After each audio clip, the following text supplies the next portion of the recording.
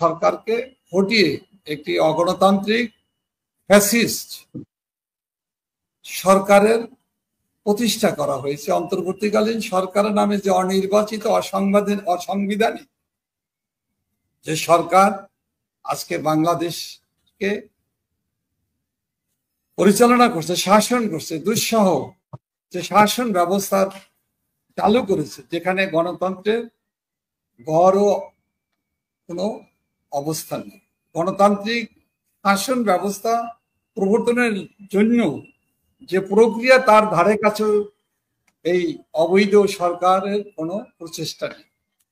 আজকে বাংলাদেশের মানুষের, বিশেষ করে বোদ্ধা, বিবেকবান, রাজনৈতিকভাবে সচেতন, মুক্তিযুদ্ধের চেতনার পক্ষে প্রগতিশীল মানুষের কথা বলার অধিকার নেই। আর রাজনৈতিক দল হিসাবে বাংলাদেশ সবচাইতে জনপ্রিয় রাজনৈতিক দল, মুক্তিযুদ্ধের নেতৃত্ব দানকারী দল, জাতির পিতা বঙ্গবন্ধুর নেতৃত্বে যেই আওয়ামী লীগ মহান মুক্তিযুদ্ধের নেতৃত্ব দিয়েছে, সেই আওয়ামী লীগ আজকে নিষিদ্ধ না হওয়ার পরও আওয়ামী লীগকে নিষিদ্ধ রাজনীতির নিষিদ্ধ দলে পরিণত করা হয়েছে। আওয়ামী লীগের নেতাকর্মীরা আজকে কথা বলতে পারে। যে দেশের 45% মানুষ আওয়ামী লীগকে সমর্থন করে, সেই বাংলাদেশে 45% মানুষের পক্ষে 45% মানুষকে সমর্থন করে যারা, সেই দলটির নেতাকর্মীরা আজকে কথা বলতে পারে না, ঘরে বসবাস করতে পারে না, নিজ গৃহে বসবাস করতে পারে না, হয় কারাগার, না হয় মব কিলারদের অত্যাচারে নির্যাতনে অনেককে হতাহত করা হয়েছে। অনেকেই আজকে দেশের বাইরে যেতে বাধ্য হয়েছে জীবন বাঁচাবার জন্য। রাজনৈতিক কর্মকাণ্ড তো দূরের কথা, আজকে আওয়ামী লীগ যে 45% মানুষের সমর্থনে বলিয়ান যে রাজনৈতিক দল, সেই রাজনৈতিক দলটিকে নিষিদ্ধ না করেও তাদেরকে, তাদের নেতাকর্মীদেরকে, দলকে একটি নিষিদ্ধ দলে পরিণত করা হয়েছে। এই দলের কোনো কর্মকাণ্ড করতে দেওয়া হবে না। রাষ্ট্রীয় ক্ষমতায় যারা বসে আছে, যে নব্য ফ্যাসিস্ট সরকার এবং তার দ্বারা যারা পরিচালিত সেই অগণতান্ত্রিক শক্তি, সন্ত্রাসী গোষ্ঠী, জঙ্গিবাদী গোষ্ঠী এবং মুক্তিযুদ্ধের বিরোধিতা করে যে রাজনৈতিক দল, জামাতে ইসলামী, ইসলামী ছাত্র শিবির, হিজবুত তাহরীর সহ আরো অনেকগুলো নিষিদ্ধ দল আছে যারা আজকে বাংলাদেশে দাপিয়ে বেড়াচ্ছে। আইন আজকে বেআইনি ভাবে তাদেরকে রক্ষা করছে। আর আইনের শাসনকে যারা রক্ষা করবে, যে আইন শৃঙ্খলা রক্ষাকারী বাহিনী, তাদের প্রতিও আইনের যথাযথ প্রয়োগ করার কোনো সুযোগ নেই।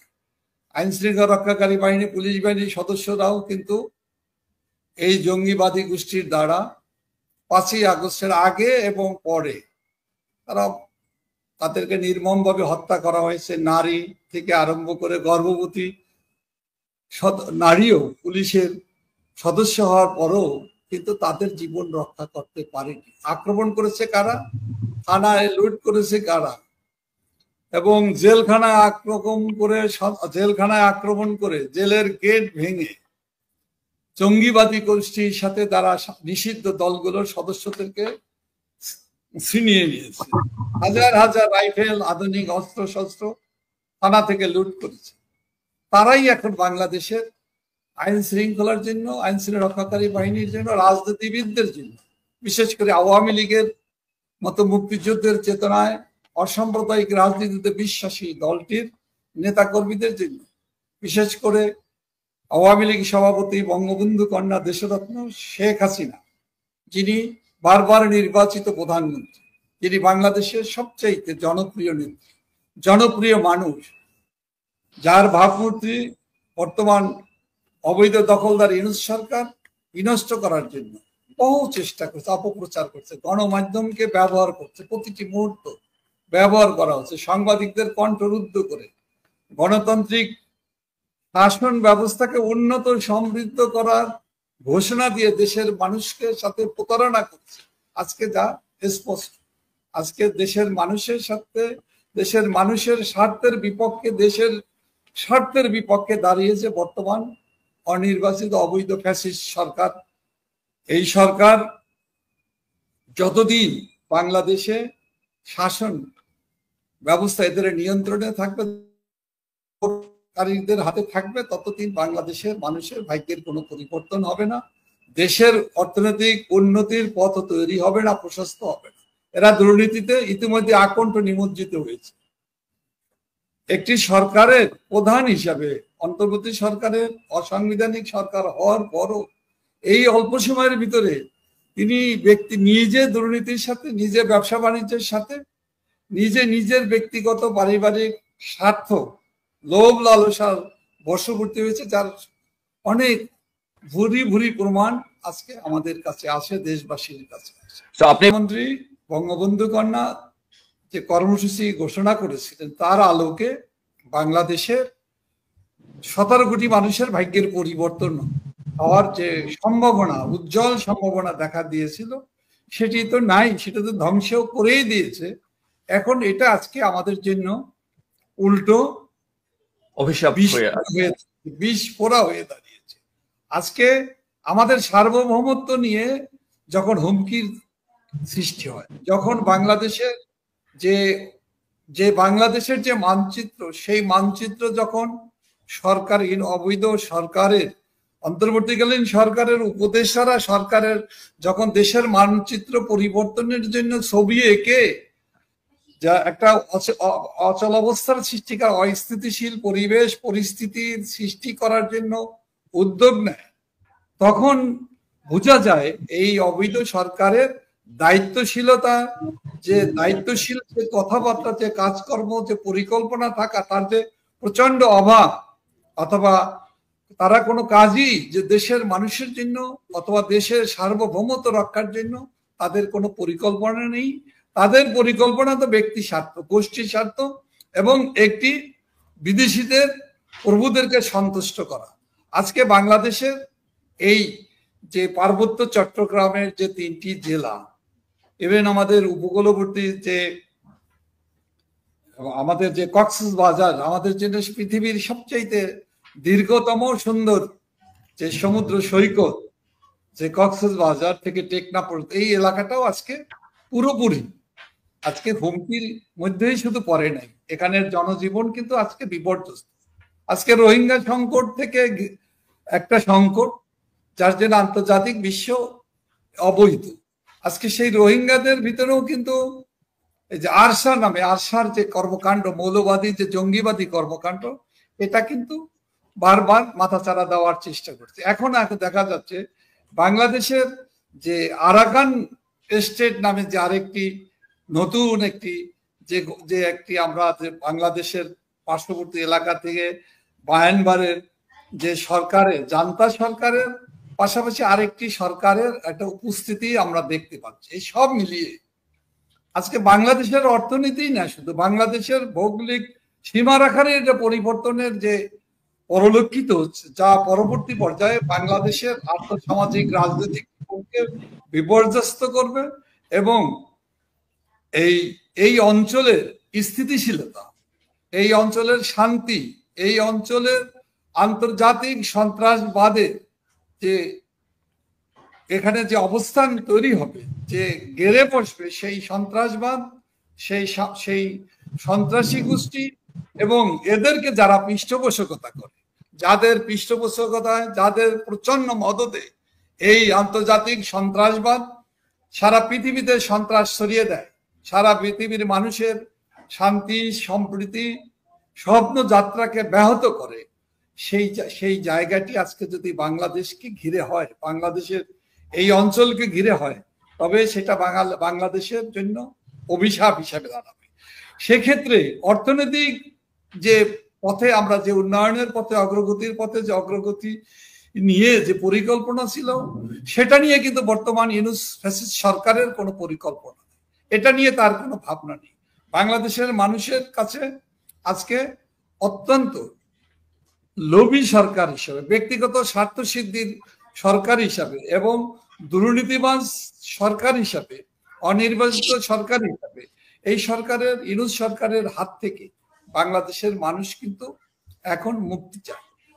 এই বর্তমান যে অর্থসামাজিক অবস্থার যে বিপর্যয়কর পরিস্থিতির সৃষ্টি হয়েছে, সেটা শুধু বঙ্গোপসাগর উপকূল এলাকা ছাড়াও নয়, এই অঞ্চলে গোটা দেশের কিন্তু অর্থনীতি কিন্তু ভেঙে পড়ছে। আজকে বিদেশিদের বিনিয়োগ নেই, মিথ্যাচার করা, অপপ্রচার চালানো, বিদেশিদের কোনো বিনিয়োগগত যে বিনিয়োগ সম্মেলন হয়েছে তার ভিতরে দেখা গিয়েছে এখানে কিন্তু তেমন কোনো সাড়া পাওয়া যায়নি। একটি দেশ বিদেশিদের বিনিয়োগকারীরা সেখানেই আসে যেখানে স্থিতিশীল একটি রাজনৈতিক পরিস্থিতি থাকে, সেখানেই বিদেশি বিনিয়োগকারীরা আছে যেখানে তাদের অর্থের বিনিয়োগের নিশ্চয়তা থাকে। বাংলাদেশে তো এখন আর তার কোনো অবস্থা, বিন্দুমাত্র অবস্থা নেই। আজকে বাংলাদেশের কলকারখানা ধ্বংস করে দেওয়া হয়েছে। বাংলাদেশের যার ভিত্তিতে যে শ্রমজীবী মানুষের, নারী শ্রমিকদের যে একটা বিশাল কর্মক্ষেত্র গড়ে উঠেছিল, সেই গার্মেন্ট সেক্টর, সেটা কিন্তু আজকে ধ্বংসের দ্বার প্রান্তে পৌঁছেছে। এবং যেভাবে আন্তর্জাতিক বিশ্ব যেভাবে তার মূল্য এবং ট্যাক্স বসিয়েছে, সেই ট্যাক্স, সেই করের বোঝা মধ্য দিয়ে আমাদের পণ্য কিন্তু বিদেশের মার্কেটকে ধরতে পারবে না, প্রতিযোগিতায় আমরা পিছিয়ে পড়েছি। সুতরাং আমাদের জন্য গভীরতম সংকট সৃষ্টি হচ্ছে। বাংলাদেশকে অর্থনীতিতে আজকে বিদেশি বিনিয়োগকারীরা যেমন আসতেছে না, ওয়ার্ল্ড ব্যাংক থেকে আরম্ভ করে IMF যারা যতই আশ্বাস দেখ না কেন, তারা কিন্তু আমাদেরকে এ পর্যন্ত তেমন কিছু দেয়নি। এমনকি ইউনূস সরকারের যে যত প্রচার যে তারা বিদেশিদের, এমনকি চীন থেকে তারা অনেক কিছু নিয়ে আসবে, চীন তাদেরকে অনেক কিছু দিয়েছে, কিন্তু আমরা বাস্তবে দেখতে পাচ্ছি এটা আসলে কিছুই তারা দেয়নি। চীন যত বড় দেশ, তার যে অর্থনৈতিক যে বিশাল কাঠামো, সেখান থেকে বাংলাদেশের জন্য দেশরত্ন শেখ হাসিনা সরকারের সময়ের যে চুক্তি ছিল, সেই চুক্তি যে ধরনের বিভিন্ন MOU হয়েছিল, সেই তার আলোকে চাইতে বাইরে কোনো কিছুই করতে পারেনি, বরঞ্চ দেখা গেছে অনেক কম জায়গায় কম আশা নিয়ে তাকে ব্যর্থ হয়ে ফিরে আসতে হয়েছে। প্রথম দিকে অনেক কথাই বলেছে, কিন্তু পরবর্তী সময় কিন্তু এটা পরিষ্কার হয়েছে। অর্থাৎ প্রতারণা করা, দেশের জনগণকে ভুল বোঝানো, প্রতারণা করা, এই ইউনূস সরকারের একটি, মনে হয় এটাই তার একমাত্র কাজ। একটি জাতি। ভাই, এই প্রসঙ্গে আমি আরেকটা প্রশ্ন করতে চাই আপনাকে, সেটাকে আপনি কি মনে করেন যে বাংলাদেশের সরকার যেভাবে রাষ্ট্র চালাচ্ছে এবং সীমান্তে আমাদের সার্বভৌমত্ব নিয়ে যেভাবে প্রশ্নের মুখে আমরা পড়ছি, আপনি কি মনে করেন যে এভাবে চলতে থাকলে বাংলাদেশের পরিস্থিতি খুব দ্রুত মিয়ানমারের মতো হতে পারে? মিয়ানমারের মতো হবে না, মিয়ানমারের চেয়ে খারাপ অবস্থায় পরিণত হবে। কারণ বাংলাদেশ তো আয়তনে যে পরিমাণ আছে, সেই আয়তনের তুলনায় বাংলাদেশ অধিক জনগোষ্ঠী। সুতরাং আমাদের অর্থনীতিকে, যেখানে আমাদের অর্থনীতি ধ্বংস হয়ে গেলে আমাদের অবশিষ্ট দেশে দুর্ভিক্ষ সৃষ্টি হবে, দেশে খাদ্যাভাব দেখা দেবে, দেশে এমনি যে অবস্থা আছে সেই অবস্থাতে যদি বিপন্ন পরিস্থিতির ভিতরে, দেশে তো বাংলাদেশে যেহেতু মানুষের গণতান্ত্রিক অধিকার নেই, মানুষের গণতান্ত্রিক শাসন ব্যবস্থা নাই, সেখানে দেশে তো একটি গৃহযুদ্ধের পরিস্থিতি সৃষ্টি হবে। দেশে সিভিল সোসাইটি, দেশের গণতান্ত্রিক চেতনায় সমৃদ্ধ মানুষ যদি দেশে বসবাস করতে না পারে, কথা বলতে না পারে, তখন মানুষ বাধ্য হয়ে নিজের অধিকার প্রতিষ্ঠার জন্য চেষ্টা করবে। সে পথকে যদি রুদ্ধ করে দেওয়া হয়, সেই পথকে যখন বল প্রয়োগ করে, অস্ত্র শক্তি প্রয়োগ করে, ঘৃণা সৃষ্টি করে, ভীতিকর পরিবেশ সৃষ্টি করা হয়, তখন কি হয়?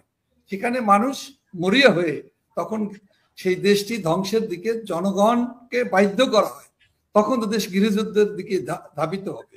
এবং সেই পরিস্থিতিতে বাংলাদেশে বিপন্নতা মায়ানমার নয়, এই উপমহাদেশের ভিতরে সবচাইতে একটা স্থিতিশীল অবস্থা, রাজনৈতিক এবং অর্থনৈতিক ভাবে একটি, আমরা হতদরিদ্র থেকে মধ্যম আয়ের থেকেও কিন্তু আমরা উত্তরণ ঘটিয়ে আমরা যেভাবে এগিয়ে যাচ্ছিলাম গত 16 বছরে দেশরত্ন শেখ হাসিনার শাসন আমলে, আজকে তার উল্টো পথে বাংলাদেশ হাঁটছে। আজকে আমাদের স্বপ্ন নেই, আমাদের কোনো আকাঙ্ক্ষা নেই।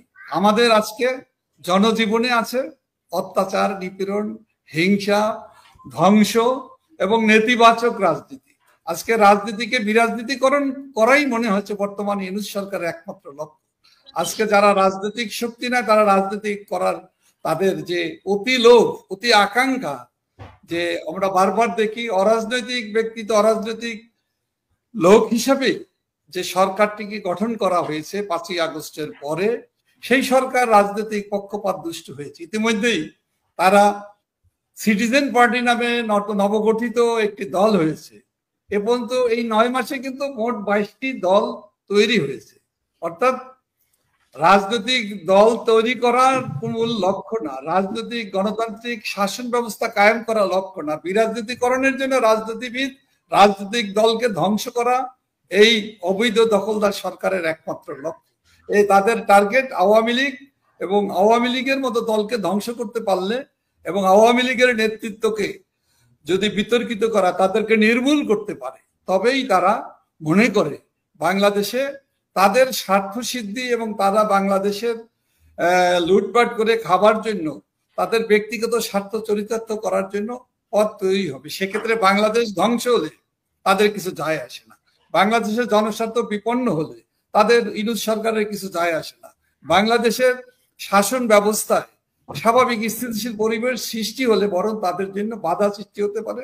তারা আইনের শাসন প্রতিষ্ঠিত হলে তারা আইনের মুখোমুখি হয়ে তারা কঠিন বিচারের নিপতিত হবে, এটা তারা ইতিমধ্যেই বুঝে গিয়েছে। কারণ জনগণের রোষ, জনগণের যে অসন্তুষ্টি এই সরকারের উপর ইতিমধ্যেই সৃষ্টি হয়েছে। যদি এই মুহূর্তে যদি কোনো সাধারণ যদি একটি অন্তর্ভুক্তিমূলক নির্বাচন হয়, যে নির্বাচনে সকল রাজনৈতিক গণতান্ত্রিক রাজনৈতিক দল অংশগ্রহণ করবে, সেক্ষেত্রে কিন্তু এই যে নবগঠিত সরকারি দল হিসাবে যে দলটি সৃষ্টি হয়েছে তাদের অবস্থা কিন্তু সংকটাপন্ন অবস্থা। ইতিমধ্যেই তাদের সাথে কথা বললে তাদের সভা সমাবেশগুলো কিন্তু এখন আর লোক দেখা যায়, তাদের জনপ্রিয়তা ইতিমধ্যে শূন্যের কোঠায় পৌঁছেছে। আর ইউনূস সাহেব এবং তার উপদেষ্টারা এই দলগুলোকে তারা সমর্থন দিচ্ছে, অর্থাৎ তাদের জনপ্রিয়তার সাথে ইউনূস সাহেবের জনপ্রিয়তাও কিন্তু শূন্যের কোঠায় দাঁড়িয়েছে। আজকে বিতর্কিত হয়েছে, সে একটি পক্ষপাতের অভিযোগে আজকে অভিযুক্ত নয়, সে পক্ষপাতিত্ব প্রকাশ করেছে। অতএব তার আর এই অন্তর্বর্তী সরকারে থেকে তার দ্বারা বাংলাদেশের শান্তি, স্থিতিশীলতা, নির্বাচন, গণতান্ত্রিক শাসন ব্যবস্থা কোনোটাই কায়েম হতে পারে না।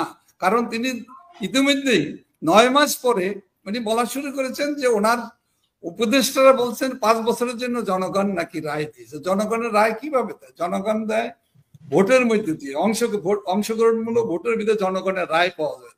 জনগণের রায় ছাড়াই ওনারা গায়েবী আওয়াজ পেয়েছে, ওনারা স্বপ্নে দেখেছে ওনাদেরকে 5 বছরের জন্য এই ইউনূস সাহেবকে দেশের মানুষ ক্ষমতায় দেখতে চায়। এগুলো সবকিছুই হলো দেশের স্বৈরতান্ত্রিক মানসিকতা, সবকিছু হলো ফ্যাসিবাদী শাসন ব্যবস্থাকে পাকাপোক্ত করে তারা লুটপাট করবে, দুর্নীতি করবে, দেশের টাকা বিদেশে পাচার করবে, ব্যবসা বাণিজ্য করবে, ব্যবসা বাণিজ্য লুটপাট, ব্যবসা বাণিজ্য দখল করবে। আজকে উনি প্রধান উপদেষ্টা হয়ে, অন্তর্বর্তীকালীন সরকারের প্রধান উপদেষ্টা হয়ে ওনার বিশ্ববিদ্যালয় লাইসেন্স দিতে হবে, ওনার আদম পাচারের মানুষ নিয়ে ব্যবসা করা, যেটাকে বলে ম্যান পাওয়ার বিজনেসের লাইসেন্স ওনার দরকার। উনি এই সময়ের ভিতরে কতগুলো লাইসেন্স উনি নিয়েছেন। উনি ব্যাংকের মধ্য দিয়ে তার ব্যবসাকে সে পাকাপোক্ত করেছে, 39টি প্রতিষ্ঠানের উনি মালিক হয়েছেন। এখন আরো ব্যবসা তাকে করতে, ব্যবসায়ী যার লক্ষ্য অর্থ উপার্জনই, বৈধ অবৈধ উপায়ে যে অর্থ উপার্জন করবে, এবং এটাই একটা মানুষের যখন স্বপ্ন থাকে এবং তার স্বপ্ন যখন অগণতান্ত্রিক প্রক্রিয়ায় দেশে শাসন ক্ষমতাকে পাকাপোক্ত করা, এটা হলো একটা মানুষের নিজস্ব মোহে এই বয়সে উনি একজন নোবেল লরেট হয়ে তা শান্তিতে ওনার এই বয়সে এসেও ওনার ব্যবসা বাণিজ্য বাড়ানোই যদি একমাত্র লক্ষ্য হয়, উনি দেশ চালাবেন, গণতন্ত্র প্রতিষ্ঠিত করবেন, না উনি ব্যবসা করবেন, না ওনার পারিবারিক লোভ লালসা ব্যক্তিগত তার আকাঙ্ক্ষা বাস্তবায়ন করবেন, এটা দুইটা হয়। রাজনৈতিক ভাবে একটি দেশকে পরিচালনা করতে রাজনৈতিক নেতৃত্বের যেমন দরকার, তাদের যেমন দেশপ্রেম থাকে, সেটা কিন্তু একজন ব্যবসায়ী থাকে না। একজন ব্যবসায়ী দেশকে ভালোবাসবে, কিন্তু রাজনৈতিক নেতৃত্বে আসতে পারে না, পারা উচিত না।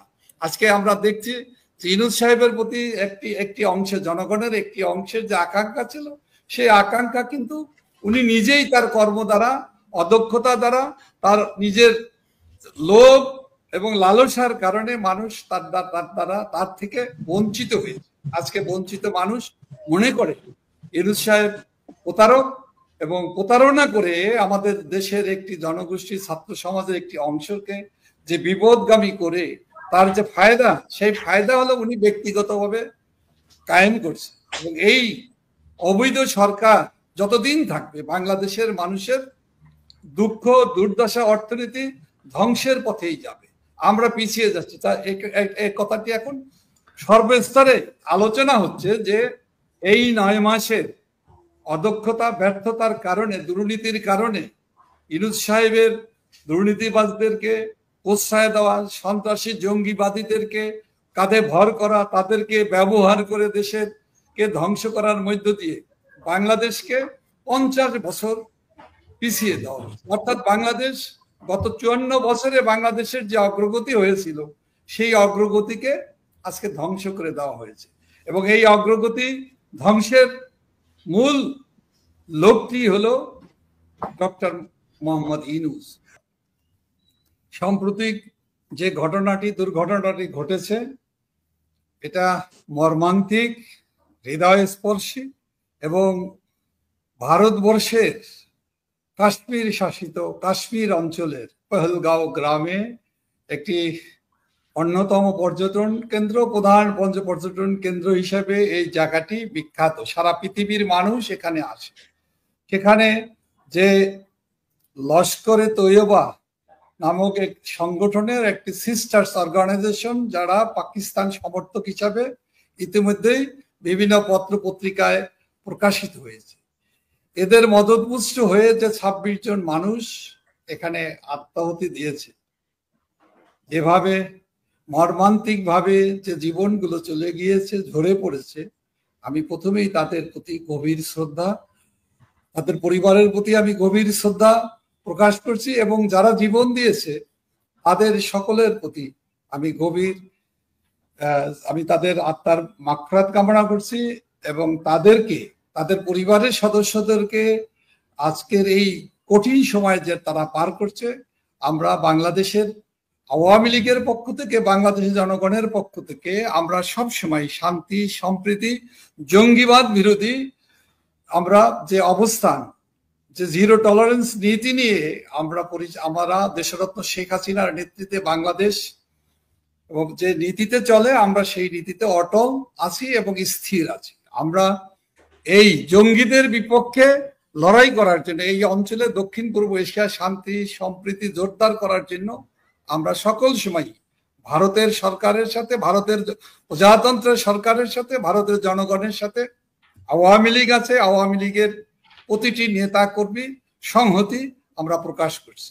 আমরা এই যে রক্ত ঝরেছে, এই আরেকটি জীবনও যাতে আগামীতে, এটা শুধুমাত্র কাশ্মীরের পহেলগাঁও না, পৃথিবীর কোথাও ঝরুক আমরা চাই না। আমরা সন্ত্রাসীদের নির্মূল আমাদের লক্ষ্য, জঙ্গিবাদের বিপক্ষে আমাদের অবস্থান, আওয়ামী লীগের অবস্থান সব সময়ের জন্য মানে অটুট আছে এবং অটুট থাকবে। আজকে যারা এই সন্ত্রাসী কর্মকাণ্ড, যে সন্ত্রাসী জঙ্গিবাদী গোষ্ঠী ভারতের কাশ্মীরে ঘটিয়েছে, তারা কিন্তু সুযোগ পেলে বাংলাদেশেও কিন্তু, বাংলাদেশের জনগণও তাদের দ্বারা নিরাপদ না। পাকিস্তানের ISI এজেন্টরা বাংলাদেশে 5ই আগস্টের পর যেভাবে তারা বাংলাদেশে ঘাঁটি কেড়ে বসার যে পায়তারা চালাচ্ছে, প্রচেষ্টা চালাচ্ছে, ইতিমধ্যে তাদের অবস্থানকে তারা সুদৃঢ় করেছে বাংলাদেশে। সেক্ষেত্রে বাংলাদেশে বসেও এই জঙ্গিবাদী গোষ্ঠীরা, যাদের দোসররা বাংলাদেশের রাষ্ট্রীয় কাঠামোর সাথে, বর্তমান সরকারের সাথে, অন্তর্বর্তীকালীন সরকারের সাথে আষ্টে পৃষ্ঠে লেগে আছে, তারাও কিন্তু যে স্পষ্টভাবে এই জঙ্গিবাদী সন্ত্রাসী গোষ্ঠীকে যে সমর্থন দিচ্ছে, সেটা তো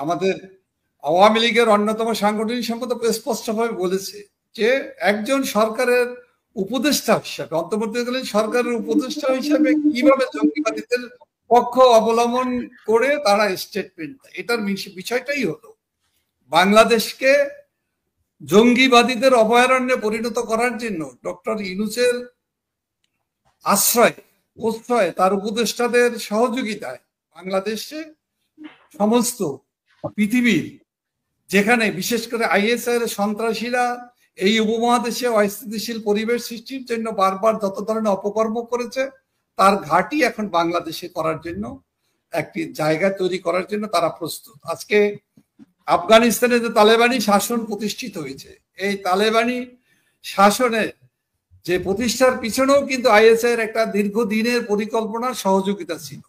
আজকে তারই একটি প্রচেষ্টার অংশ হিসাবে বাংলাদেশের ইউনূস সরকারের তত্ত্বাবধানে জঙ্গিরা কিন্তু বাংলাদেশে তারা আস্তে আস্তে আরো প্রসারিত হয়েছে, সরকারি ও রাষ্ট্রীয় ক্ষমতার ভিতরে তারা ঢুকে গিয়েছে, তারা প্রবেশ করেছে।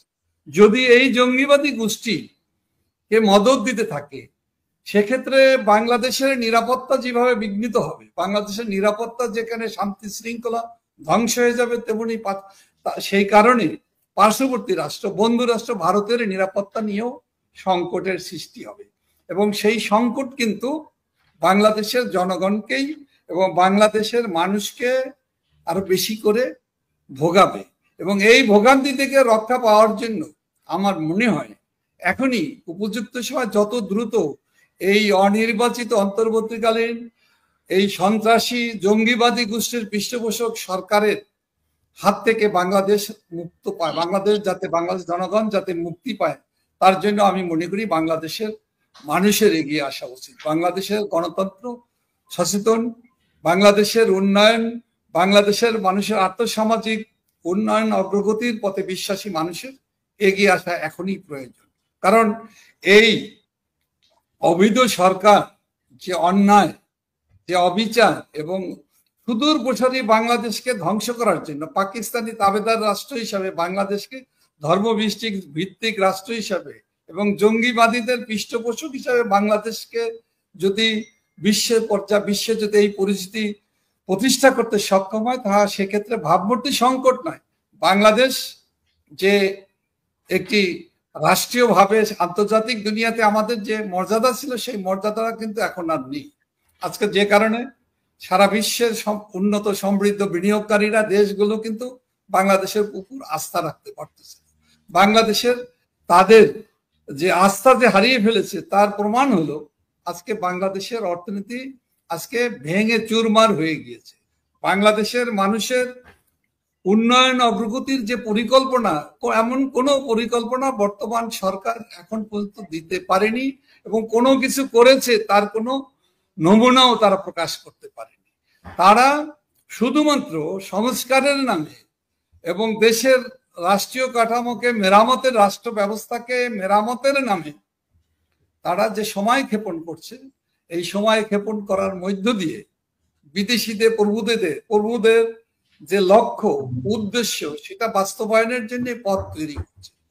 ইতিমধ্যে আন্তর্জাতিকভাবে বিভিন্ন বিশ্লেষক এবং রাজনৈতিক বিশ্লেষক, আন্তর্জাতিক কূটনৈতিক বিশ্লেষকরা যে ধরনের বিশ্লেষণ দিচ্ছে, সেটা খুবই ভয়ঙ্কর এবং আতঙ্কগ্রস্ত হয়ে পড়ি। একজন দায়িত্বশীল নাগরিক হিসাবে বাংলাদেশের একজন নাগরিক কখনই আমাদের দেশটি ধ্বংসের দিকে চলে যাক, আমাদের সার্বভৌমত্ব বিপন্ন হোক, আমাদের অধিকার এবং আমাদের যে রাষ্ট্রীয় চরিত্র, আমাদের যে জাতিসত্তার যে আত্মপরিচয়, সেই পরিচয় খণ্ডিত হোক, সে পরিচয় কোনো গ্লানি দ্বারা ধ্বংস হোক, অথবা বিশ্ব সভায় আমাদের মর্যাদা বিপন্ন হলে আমাদের উন্নয়ন অগ্রগতি, সমৃদ্ধি, আমাদের সম্ভাবনা সবকিছুই ধ্বংস হয়ে যাবে।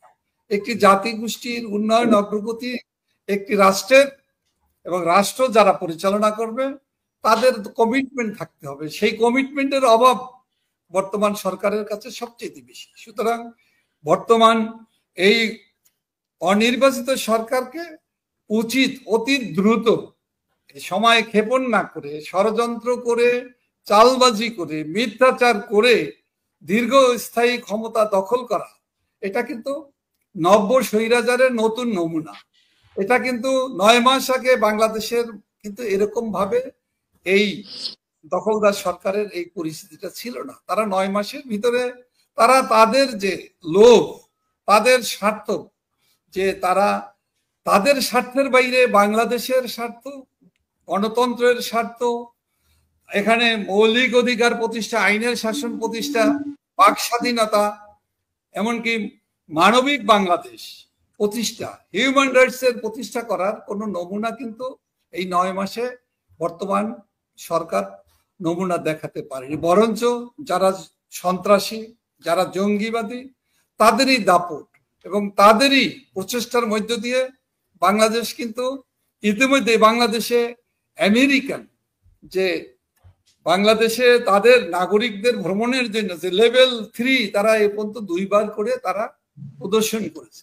এমনকি বাংলাদেশের পার্বত্য অঞ্চলে 3টি বৃহৎ এলাকা জেলাতে যাতে লেভেল 4 যে চূড়ান্ত যেখানে যাওয়া নিষিদ্ধ, সেই নিষিদ্ধ ঘোষণা আমেরিকা করেছে। অর্থাৎ বাংলাদেশের বিদেশিদের জন্য নিরাপত্তা আজকে নেই। যেখানে নিরাপত্তাহীনতায় বিদেশিরা ভোগবে, সেখানে বাংলাদেশ কিভাবে ঘুরে দাঁড়াবে?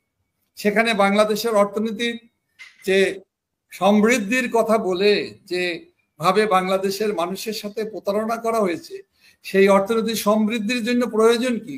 আইন শৃঙ্খলা পরিস্থিতির উন্নয়ন। অর্থনীতির সমৃদ্ধি, অর্থনৈতিকভাবে দেশকে নিজের পায়ে দাঁড়াতে হলে প্রয়োজন কি? আইনের শাসন প্রতিষ্ঠা। আজকে সেখানে তার উল্টোটা হচ্ছে। আজকে সেই অবস্থাতে সর্বপ্রথম এবং সর্বাগ্রে প্রয়োজন হলো দেশের রাজনৈতিক স্থিতিশীলতা, গণতান্ত্রিক শাসন ব্যবস্থা, গণতান্ত্রিক কাঠামোর উন্নয়ন করা, মানুষের কথা বলার অধিকার দেওয়া, রাজনৈতিক অধিকার পুনঃপ্রতিষ্ঠা করা। সকল নাগরিকের রাজনীতি করার অধিকার আছে। কারো কোনো ব্যক্তির জন্য অথবা কোনো দলের জন্য রাজনীতি করতে পারবে না এই অনির্বাচিত সরকারের তো এ ধরনের কোনো ঘোষণা দেওয়ার এখতিয়ার নেই, তার কোনো অধিকার নেই, যেহেতু তার নিজেরই কোনো বৈধতা নাই। এই অবৈধ সরকার বাংলাদেশের মানুষের এই সম্ভাবনাকে নষ্ট করার জন্য আওয়ামী লীগকে এবং আওয়ামী লীগের মতো দলের 45% জনগোষ্ঠী যে দলকে সব সময়ের জন্য ভোট দিয়ে আসছে, সমর্থন করে আসছে, সেই দলকে নিষিদ্ধ করার পরিকল্পনা করা, সেই দল যাতে নির্বাচনে অংশগ্রহণ করতে না পারে তার ব্যবস্থা করা, দলের নেতাকর্মীরা যাতে কাজ করতে না পারে, রাজনৈতিকভাবে জনমত তৈরির লক্ষ্যে তারা কাজ করতে না পারে, তার জন্য মিথ্যা মামলা, হত্যা মামলা, গুমের মামলা, খুনের মামলা। এমনকি আওয়ামী লীগের সভাপতি বঙ্গবন্ধু কন্যা বিপক্ষে 324টি মামলা দেওয়া হয়েছে, 297টি খুনের মামলা দেওয়া হয়েছে আইসিটি অ্যাক্টে। তাকে অসংখ্য মামলা দিয়ে, গুমের মামলা দিয়ে, খুনের মামলা দিয়ে তাকে নিঃশেষ করা, নেতৃত্ব শূন্য করার জন্য আওয়ামী লীগের জাতীয় নেতৃবৃন্দ অধিকাংশ আজকে কারাগারে। তাদেরকে উপরে নির্মম অত্যাচার নির্যাতন করা হয়েছে। সেখানে 3 বছরের শিশুকেও আমরা দেখি, 12 বছরের নারী শিশুকেও আমরা দেখি হাত করা পরিয়ে মায়ের সাথে সন্তানকেও কারাগারে যেতে বাধ্য করা হচ্ছে। আজকে আওয়ামী লীগের এবং মুক্তিযুদ্ধের পক্ষে রাজনৈতিক সিনিয়র নেতৃবৃন্দ যারা মহান মুক্তিযুদ্ধের নেতৃত্ব দিয়েছে জাতির পিতার নেতৃত্বে, তাদেরকেও যে নির্মম অত্যাচার করা হচ্ছে, নিপীড়ন করা হচ্ছে, কারাগারে রেখে তাদের দুঃসহ জীবন, আজকে তারা মৃত্যুর মুখে। আমাদের অসংখ্য নেতাকর্মীকে কারাগারের অভ্যন্তরে নিপীড়ন নির্যাতন করে হত্যা করা হয়েছে। আজকে আমরা বিভিন্নভাবে শুনতে পাই কারাগারে 1975 সালের 15ই আগস্টের পরে 3রা নভেম্বর যেভাবে আমাদের জাতীয় 4 নেতাকে হত্যা করা হয়েছে, সেই একইভাবে বাংলাদেশের বিভিন্ন কারাগারগুলোতে আওয়ামী লীগের নেতাকর্মীদেরকে হত্যা করার জন্য নানা ধরনের প্রক্রিয়া এবং একটি কিলিং করে আওয়ামী লীগের নেতৃত্ব শূন্য করার প্রচেষ্টা চালানো হচ্ছে। আওয়ামী লীগের সকল রাজনৈতিক নেতৃবৃন্দ সহ সকলের রাজবন্দীদের আমরা যেমন মুক্তি চাচ্ছি, তেমনি ভাবে এই মিথ্যা, অন্যায়, নিবর্তনমূলক, অবৈধ, অসাংবিধানিক আইসিটি অ্যাক্টের মামলা থেকে বঙ্গবন্ধু কন্যা দেশরত্ন শেখ হাসিনার আমরা তাকে অব্যাহতি দেওয়া থেকে আরম্ভ করে এই মামলা প্রত্যাহার করে নিয়ে সকল আওয়ামী লীগের নেতৃবৃন্দ, জাতীয় নেতৃবৃন্দ, ব্যক্তিবর্গ, শ্রেণী পেশার মানুষদের উপরে যে মিথ্যা মামলা দিয়ে লাখ লাখ মানুষকে আজকে ভোগান্তির ভিতর ফেলেছে, এই মিথ্যে মামলা প্রত্যাহার করে দেশে জনজীবনে শান্তি স্বস্তি ফিরিয়ে আনা খুবই প্রয়োজন। যতদিন না পর্যন্ত বাংলাদেশের যে প্রতিহিংসার এবং প্রতিহিংসার রাজনীতি, ধ্বংসের রাজনীতি, নেতিবাচক রাজনীতি এবং বিদ্বেষ ছড়িয়ে যে রাজনীতি কাঠামো তৈরি করার যে রাষ্ট্রীয় ব্যবস্থাকে সেই দিকে ব্যবহার করা হচ্ছে, রাষ্ট্র প্রশাসন যন্ত্রকে, সরকারের বিভিন্ন অর্গানকে হুমকি দিয়ে দেশ পরিচালনা করা যায় না। দেশের উন্নয়ন অগ্রগতি করতে হলে একটা সুষ্ঠু পরিকল্পনা থাকতে হবে, মানুষের ভিতরে শান্তি স্থিতিশীলতা সৃষ্টি করতে হবে। রাজনৈতিক দলগুলোর ভিতরে ভ্রাতৃত্ববোধ সৃষ্টির জন্য সরকারের দায়িত্ব হলো সকলকে রাজনৈতিকভাবে কাজ করার সুযোগ দেওয়া। এখন যে বলা হচ্ছে কি, যেহেতু 15 বছর আওয়ামী লীগ, 16 বছর আওয়ামী লীগ দেশ পরিচালনা করছে, অতএব 16 বছর আওয়ামী লীগ রাজনীতি করতে পারবে না। এটা কোন ধরনের যুক্তি? আওয়ামী লীগ তো গণতান্ত্রিকভাবে জনগণের ভোটে নির্বাচিত সরকার ছিল। আওয়ামী লীগ তো কোনো বাংলাদেশে কোনো রাজনৈতিক দল, বিএনপি অথবা জামাত ইসলামী অথবা কোনো রাজনৈতিক জাতীয় পার্টির কারো অফিস তো পুড়িয়ে দেয়নি। আওয়ামী লীগ তো কোনো রাজনৈতিক দলের অফিসে যে দখল করে, জবরদখলকে ভাঙচুর করে ধ্বংস করে দেয়নি। আওয়ামী লীগের শাসন আমলে 16 বছরে বাংলাদেশে কোন রাজনৈতিক দলের নেতাদের বিরুদ্ধে যে মামলা দিয়ে যারা দুর্নীতি করেছে, দুর্নীতির মামলার বাইরে কাউকে তো কোনো সাজা দেয়নি এবং এটা কখনোই দেখা যায়নি। দুর্নীতির দায়ে যারা দুর্নীতিতে প্রমাণিত হয়েছে, আদালত যখন তাদেরকে সাজা দিয়েছে, কয়জনকে দিয়েছে? এটা তো স্পষ্ট। আজকে ঢালাও ভাবে আমাদের নেতৃবৃন্দদেরকে গ্রেফতার করা হচ্ছে, আমাদের কর্মীদেরকে, তৃণমূলের নেতা কর্মীরাও রেহাই পাচ্ছে না। গ্রামে গঞ্জে যারা আওয়ামী লীগকে ভালোবাসে, আওয়ামী লীগকে যারা ভোট দেয়, তাদের ঘরে ঘরে তালিকা করে ভয় দেখানো হচ্ছে, গ্রেফতার করা হচ্ছে এবং তাদেরকে আওয়ামী লীগ যাতে না করে, আওয়ামী লীগ বাদ দিয়ে অন্য কোনো দল করার জন্য কোনো নির্দিষ্ট পরিকল্পিত দল সৃষ্টি করে, কিংস পার্টি সৃষ্টি করে সেই দলের সাথে সম্পৃক্ত হবার জন্য বর্তমান সরকারের উপদেষ্টারা সরাসরি ঘোষণা দিচ্ছে। সুতরাং এই পরিস্থিতির ভিতর দিয়ে আর যাই হোক, বাংলাদেশের গণতান্ত্রিক কাঠামো গড়ে ওঠে, বাংলাদেশের মানুষের বাংলাদেশে স্থিতিশীল পরিবেশ ফিরে আসবে না। অস্থিতিশীল পরিবেশ সৃষ্টি করে আর যাই হোক একটি রাষ্ট্রকে, একটি জনগোষ্ঠীকে, বাঙালি জাতিকে ভালো পথে এগিয়ে যাওয়ার পথ তৈরি করা সম্ভব নয়। তাই যারা আজকে বাংলাদেশকে পাকিস্তান বানানোর স্বপ্নে যারা বিভোর, বাংলাদেশকে যারা ধর্মভিত্তিক সন্ত্রাসী রাষ্ট্র বানিয়ে তকমা লাগিয়ে যারা নিজেদের অতীতের অপকর্মের অথবা অতীতের ব্যর্থতাকে থেকে তারা এখন সফলতা অর্জন করতে চায় অথবা তারা প্রতিশোধ নিতে চায়, যেমনই ভাবে 1971 সালে মুক্তিযুদ্ধে তারা পরাজিত হয়েছে, সেই পরাজিত শক্তি আজকে 5ই আগস্টের মধ্য দিয়ে তারা মনে করে তারা বিজয়ী হয়েছে। আসলে তো এরা বাংলাদেশকে পাকিস্তান বানানোর জন্যই আজকে তাদের সব আয়োজন। এই আয়োজনের বিপক্ষে বাংলাদেশের জনগণ কিন্তু ইতিমধ্যেই ঐক্যবদ্ধ হচ্ছে। আজকে আওয়ামী লীগের নেতাকর্মীরা নিপীড়নে, নির্যাতনে আজকে তারা মারাত্মকভাবে ক্ষতিগ্রস্ত।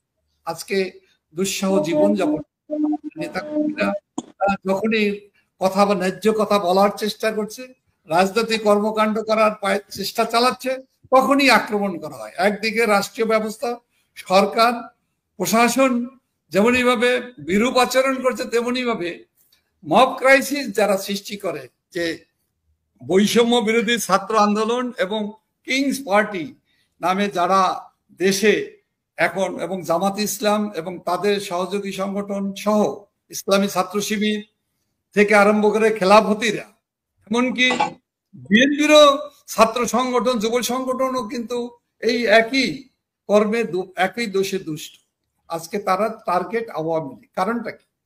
বাংলাদেশে যদি আওয়ামী লীগ গণতান্ত্রিক শাসন ব্যবস্থায়, গণতান্ত্রিক নির্বাচনে, অংশগ্রহণমূলক নির্বাচনে আওয়ামী লীগ ভোটে দাঁড়ালে আওয়ামী লীগকে বাংলাদেশে মানুষ ভোট দিবে, এটাই হলো তাদের বড় ভয়। এই ভয়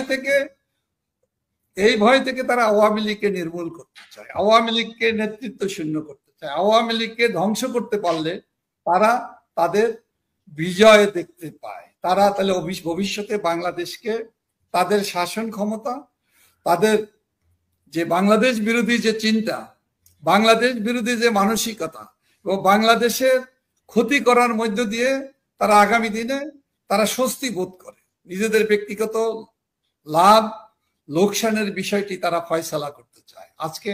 তাই আমার বাংলাদেশের মানুষের এখন একটাই লক্ষ্য, যদি তারা সুযোগ পায়, যদি বাংলাদেশে আওয়ামী লীগের নেতাকর্মীরা, বাংলাদেশে আওয়ামী লীগের সহযোগী সংগঠনের ছাত্রলীগ, আওয়ামী স্বেচ্ছাসেবক লীগ, আওয়ামী যুবলীগ সহ মহিলা আওয়ামী লীগ, যুব মহিলা লীগ, শ্রমিক লীগ, এরা যদি বিন্দুমাত্র সুযোগ পায়, বাংলাদেশের মানুষকে নিয়ে রাস্তায় দাঁড়াবার যদি কোনো বিন্দুমাত্র সুযোগ পায়, এই রাস্তা জনগণের, বাংলাদেশের জনগণের মুক্তিযুদ্ধের চেতনায় সমৃদ্ধ মানুষের দখলে চলে যাবে এবং সেই দখল থেকে এই অনির্বাচিত সরকারের পতন ঘটানো কিন্তু সময়ের ব্যাপার মাত্র। যে কারণে আওয়ামী লীগকে কোনোভাবেই আওয়ামী লীগকে এরা সহ্য করতে পারছে না। আওয়ামী লীগকে ধ্বংস করা, আওয়ামী লীগের নেতৃত্বকে ধ্বংস করা, আওয়ামী লীগের নেতাকর্মীদেরকে হত্যা করে আইন শৃঙ্খলা পরিস্থিতির অবনতি ঘটিয়ে পুলিশ বাহিনীকে টার্গেট করে এবং ধর্মীয় সংখ্যালঘু বিশেষ করে হিন্দু সম্প্রদায় যারা আছে, যারা আওয়ামী লীগকে নীতিগত কারণে আদর্শগত কারণে ভোট দেয়, তাদেরকে ক্ষতি করা, তাদের সম্পদ লুট করা, হত্যা করা, নারী ধর্ষণ করা, শিশু ধর্ষণ করা, লুটপাট করা এবং একটি দেশের আইন শৃঙ্খলা রক্ষা বাহিনীর প্রধান সংগঠন হলো পুলিশ। সে পুলিশ হলো এই বর্তমান সরকারের সমর্থকদের, উগ্র সমর্থকদেরকে একমাত্র টার্গেট। সেখানে বাংলাদেশ কিভাবে স্থিতিশীল অবস্থায় ফিরে আসবে?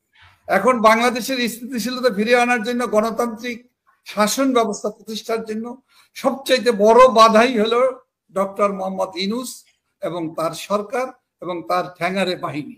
অতএব এই ইউনূস সরকারের বিদায়ের মধ্য দিয়ে যত দ্রুত বিদায় ঘটবে, তত দ্রুত বাংলাদেশের শান্তি ফিরে আসবে, বাংলাদেশের মানুষের কল্যাণের পথ তৈরি হবে, বাংলাদেশ আবার ঘুরে দাঁড়াবে বাংলাদেশে।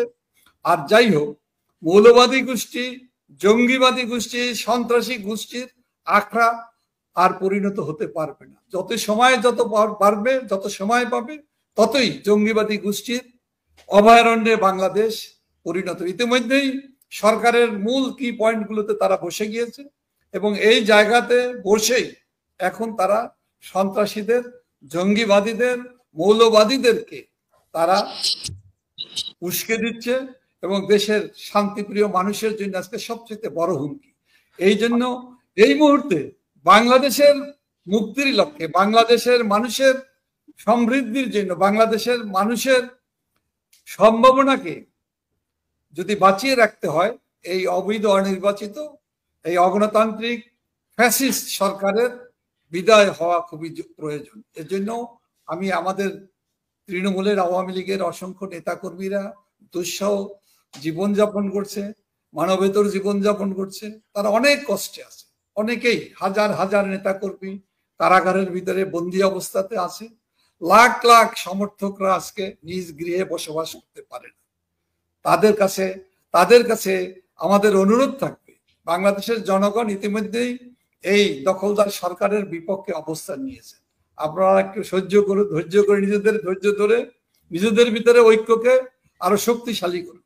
আপনার মানুষের কাছে যান, জনগণই আমাদের শক্তি, জনগণের কাছেই আমাদের জবাবদিহিতা এবং জনগণ যেহেতু আমাদের সাথে আছে, জনগণ যেহেতু বঙ্গবন্ধু কন্যা দেশরত্ন শেখ হাসিনার প্রতি তাদের আস্থা, ভালোবাসা আছে, সমর্থন আছে, জনগণ যেহেতু মনে করে আওয়ামী লীগই একমাত্র রাজনৈতিক দল, যেই দল দেশের স্বাধীনতা, সার্বভৌমত্ব যেমনই ভাবে রক্ষা করতে পারে, তেমনি ভাবে বাংলাদেশের সকল নাগরিক, সকল ধর্মের প্রতি শ্রদ্ধা আছে, মূল্যবোধের জায়গায় দাঁড়িয়ে আওয়ামী লীগ সকল জনজাতি গোষ্ঠী, পাহাড়ি জনগোষ্ঠী আছে, সবার সাথে একটি ভ্রাতৃত্ব বোধ তৈরি করে, মেলবন্ধন তৈরি করে বাংলাদেশকে ঘুরে দাঁড়াবার পথ তৈরি করার শক্তি রাখে এবং সেই দক্ষতা আওয়ামী লীগের আছে, সেই দক্ষতা আওয়ামী লীগ নেত্রী বঙ্গবন্ধু কন্যা শেখ হাসিনার আছে। সুতরাং জনগণের কাছে গিয়ে জনগণকে আমাদের এই অবৈধ দখলদার সরকারের অপকর্মের গুলোকে আরো তুলে ধরা, প্রচার করা, ফোনে ফোনে সামাজিক মাধ্যমকে ব্যবহার করে বলা, এমনকি মুখে মুখে কথা বলা, কানে কানে কথা বলা এবং তাদেরকে ঐক্যবদ্ধ করলে জনরোষকে মোকাবেলা করার শক্তি। আর যাই হোক, এই সরকারের নেই। কারণ জনগণের কাছে জনগণের রোষকে রোকবার শক্তি কোনো স্বৈরাচারী কখনোই পারেনি। আর ইউনূস সরকার তো নতুন ফ্যাসিস্ট হয়েছে, যার কোনো জনভিত্তি নেই, যার কোনো রাজনৈতিক দল নেই, যার সাথে কোনো রাজনীতির সাথে দেশের মানুষের সাথে যার কোনো সম্পর্ক নেই। সে হলো সবচাইতে দুর্বল সরকার, সবচাইতে দেশের মানুষের জন্য সবচাইতে বাধা, সবচাইতে ক্ষতিকর সরকার। এই ক্ষতিকর সরকারের হাত থেকে আমাদের মুক্তির লক্ষ্যেই আমাদেরকে আর একবার রুখে দাঁড়াতে হবে, আমাদেরকে ঘুরে দাঁড়াতে হবে। আমি মনে করি দেশরত্ন শেখ হাসিনা আল্লাহ রাব্বুল আলামিনের রহমতে যেহেতু উনি বেঁচে আছেন, তিনি এখনো আমাদের দলের নেতৃত্ব দিচ্ছেন, তৃণমূলের মানুষের সাথে কথা বলছেন, সাহস যোগাচ্ছেন, স্বপ্ন দেখাচ্ছেন। তিনি ভালো কিছু করার জন্য তার যে দৃঢ় প্রত্যয়, সেটা আমাদের শক্তি, সেটা আমাদের অনুপ্রেরণা। এবং সেই বঙ্গবন্ধু কন্যা দেশরত্ন শেখ হাসিনা যে দক্ষতা, সততা, তার যে নির্মোহ দেশের প্রতি ভালোবাসা, সেই ভালোবাসাকে ভর করে, ভিত্তি করে, জনগণের ভালোবাসাকে এক করেই আমরা ঘুরে দাঁড়িয়ে জনতার শাসন, বঙ্গবন্ধুর স্বপ্নের সোনার বাংলাদেশ বিনির্মাণে আমরা আবার আত্মনিয়োগ করব। অচিরেই এই অন্ধকার, এই অন্যায়, এই অবিচার, এই দুঃশাসন থেকে আমরা অচিরেই আমরা মুক্তি পাবো। এই অন্ধকার কেটে যাবে, আলোর পথে আলোড়িত হবে আবার বাঙালি জাতি। এই দৃঢ় বিশ্বাস রেখেই আমি বলতে চাই, আমরা বাংলাদেশের জনগণের সাথে আছি, বাংলাদেশের মানুষের সাথে আছি, বাংলাদেশের প্রতিটি ধুলি কণা, বালু কণার সাথে আওয়ামী লীগের মানুষের সাথে আওয়ামী লীগের যে নিবিড় সম্পর্ক, যে ভালোবাসার সম্পর্ক, সেই সম্পর্কই দেশপ্রেমিক যে মানসিকতা, সেই দেশপ্রেমিক চিন্তা চেতনায় সমৃদ্ধ আওয়ামী লীগ আবার ঘুরে দাঁড়াবে।